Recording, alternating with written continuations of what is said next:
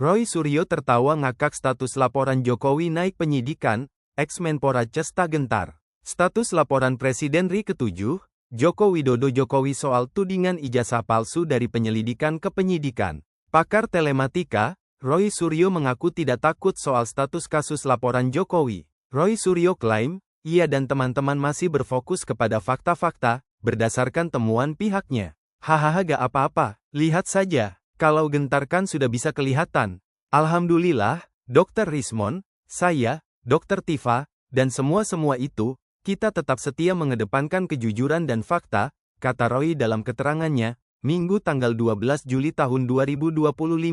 Menurutnya sangat wajar ketika penyidik mengupayakan permintaan dari Jokowi sebagai pelapor dalam kasus ini. Namun, dia meminta agar hal terlapor juga dipandang yang sama. Dan kita juga bisa lihat nanti fakta-fakta apa yang bisa kita ungkapkan, kemudian apa yang bisa digali.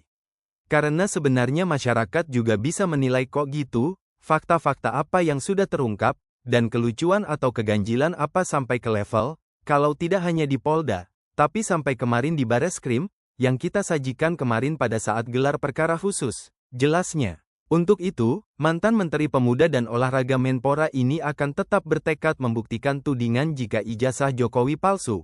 Insya Allah tidak, kita tidak akan takut ya, karena ini Anda pun, misalnya, kami dilakukan, ya apakah itu namanya perekayasaan atau apa, sesama umat manusia, ini hanya hubungan manusia saja, habluminan nas.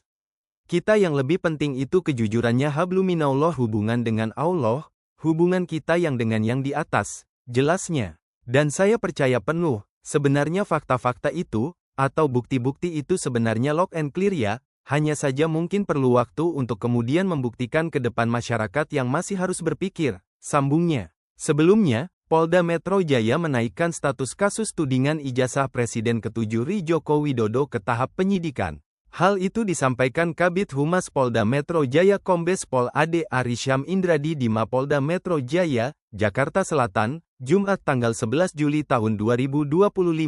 Ade Ari menyebut ada dua objek perkara yang ditingkatkan ke tahap penyidikan, yakni pencemaran nama baik yang dilaporkan oleh Jokowi. Kemudian objek perkara penghasutan dan penyebaran berita bohong yang dilaporkan dari adanya 5 laporan polisi LP. Ade Ari berujar status penyelidikan ditingkatkan ke penyidikan setelah penyelidik Subdit Kamnek Polda Metro Jaya pada Kamis tanggal 10 Juli tahun 2025 melakukan gelar perkara. Dalam gelar perkara penyelidikan ditemukan dugaan peristiwa pidana sehingga perkaranya dinaikkan ke penyidikan, urainya. Mantan Kapolres Jakarta Selatan itu menjelaskan objek perkara penghasutan dan penyebaran berita bohong adalah gabungan dari 5 LP dibuat di Polda Metro Jaya, Polres Jakarta Selatan, Polres Jakarta Pusat, Polres Depok, dan Polres Bekasi.